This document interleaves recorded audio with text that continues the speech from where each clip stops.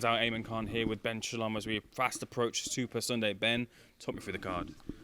Massive card, better than we thought. Sam Gilly, Sean Robinson is an absolute barnstormer to start us off, and then Lerone Richards against Zach Chelli, where Lerone is obviously taking a dangerous step, a step downhill field, but intrigued to see how he performs. Mikel Lowell now meets David Jamieson, who last minute replacement, but this is his World Cup final. This is a British title that he believes he's coming to win, and then obviously the future superstar in Adam Azim topping the bill. It's going to be a great card for Sunday afternoon. Adam Azim, someone yourself and Sky Sports have put a lot of stock into, signed him to a long-term deal. Did you have many suitors to fend off there, and how pleased are you to get that deal over the line? Yeah, look, after his first few fights, he could have signed with anyone all over the world, and so to be able to get him down for 4 years, be able to think long-term, sometimes short-term contracts can be really difficult for both a fighter and a promoter, so yeah, we believe he's something special, so we're in it for the long term. From the long term to the short term, Lerone Richards is someone we know very well on these shores. He's now with Sky Sports for a one-term deal against Zach Chelli, a boxer tournament winner.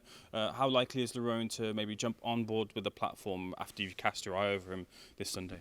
Yeah, anything's possible. We've said that. I really like Lerone. I think he's one of the most talented boxers in British boxing, to be honest. But his profile and people actually wanting to see him in fight isn't quite at the level he's at. And for me, that's why domestic fights, casual audiences, big platforms, Sunday afternoons, they all make sense for Lerone Richards, and I think that's what he needs. Yes, he'll feel these levels above it. Yes, his ego might not think that this is the right fight for him, but I think he can shine, he can show his levels above, and then he has a massive opportunity. But believe me, Zach Chelli believes he's winning this fight on Sunday. Boxer put down a lot of markers in the time with Sky Sports, but would promoting someone like Lerone Richards and elevating his platform like it hasn't been done, to be said, with other promoters, would that be a good marker or a big marker for you, something that you have a goal in your mind to do? Look, ultimately, the job of a promoter is to get the fights a fighter wants, to pay them well, and to make them as famous as possible. So just get the fight seen by as many people as possible, because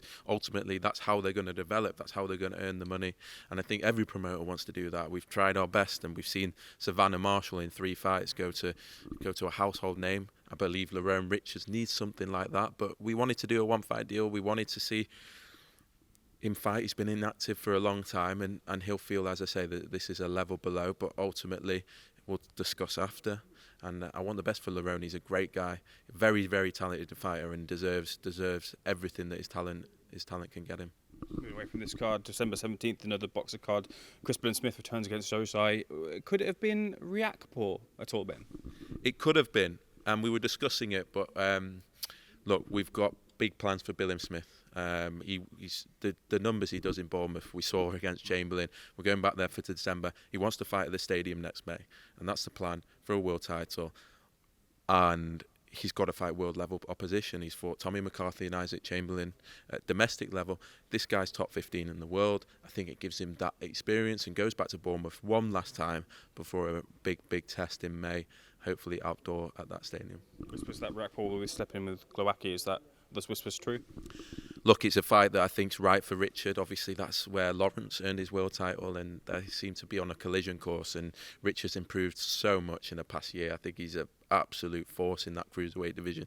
Hits so hard. It's the fight I think works. It's southpaw. I think he needs to get used to that.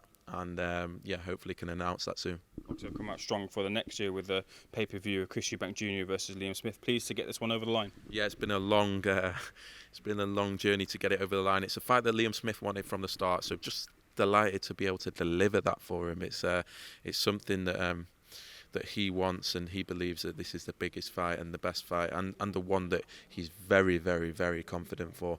And for Eubank Jr., I think it's his biggest test since George Groves. This is world level, and I'm glad for both of them, because I think it's the fight that boxing fans wanted to see initially, and now they get to see it, and anyone in boxing knows that this is a 50-50 fight. It's a serious fight, and a massive domestic night ahead on January 21.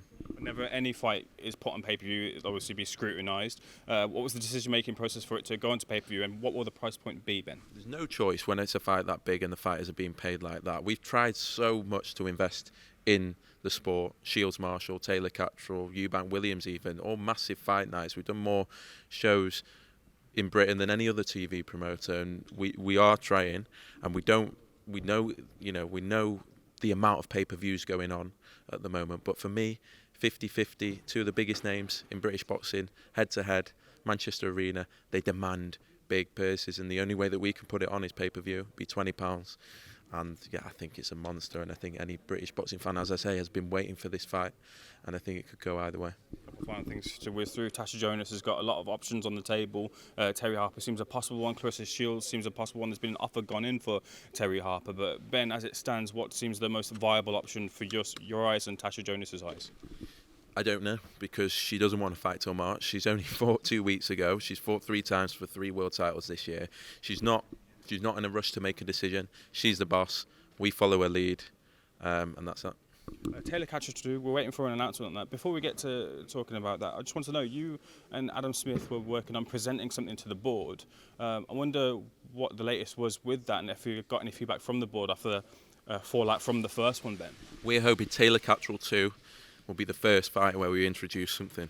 We're working on, obviously we know we're working on that fight. We will see it, early next year. And yeah, it's something, look, we want to see a lot of change in the sport. We know that. We've seen that with judging. We've seen that with regulation. We've seen that with doping, everything. We are working hard. That's why we wanted to come into the sport.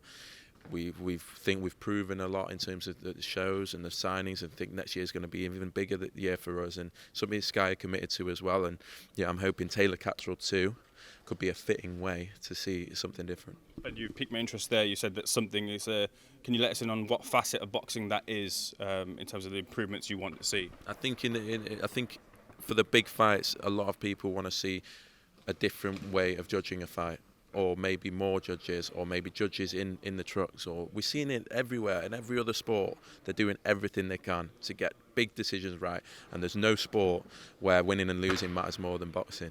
And yeah, it's something we're constantly pushing for. It's something Sky and Adam Smith are a massive advocate for as well. And I think we'll see some changes next year. Final 2 questions. Dylan White, he's returned. He's returned with Matchroom. I remember speaking to you and said there was interest in potentially bringing Dylan White to Boxer because he's been on the Sky Sports platform. Were there talks about Dylan White coming over at all? Yeah, I mean, there were.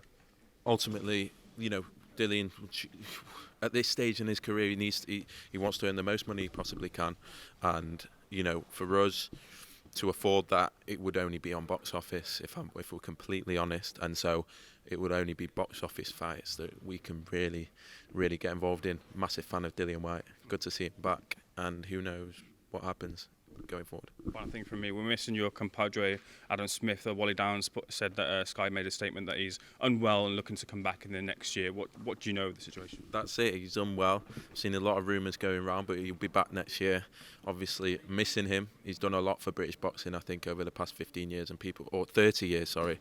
People need to respect that and remember that. And yeah, it's a loss for the rest of the year, and then he'll be back, but he needs to get better, and we'll see him back next year.